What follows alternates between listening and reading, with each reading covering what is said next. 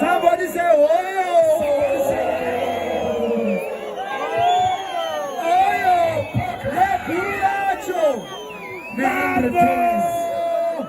Thank you,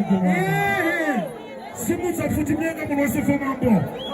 Maybe is the incoming millionaire in Zimbabwe. Somebody say, pop, pop, pop, pop, pop, pop, pop, pop. Thank you, Mambo. Mambo. $100. Rich forever.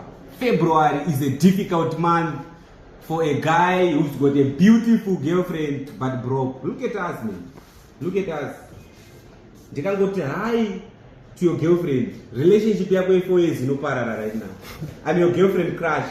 I'm the reason why your relationship is still alive. You can go pindira. You can go say that girlfriend, I miss you. It's gonna be done.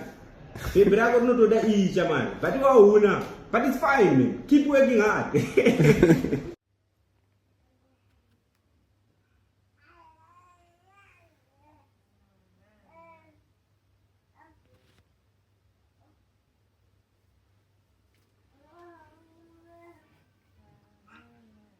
Pixel Maburu.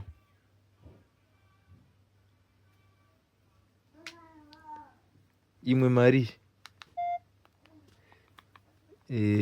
eko keshi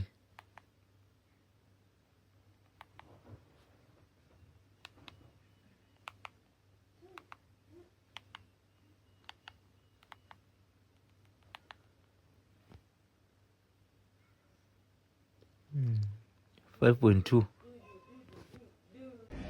Kona nokutuka pa social media vanenge vachituka mu comment section. Guys, as long as your comment, zoom this my guy, as long as your comment doesn't stop me from counting my money, as long as your comment doesn't stop me from counting my money, andazvindibate mdara. Comment yako inozotondirwadza kana yakunimisa counter mari wangu. Waswera. And can I tell you something, Dara? Can I tell you something? A broke man's insult doesn't hurt.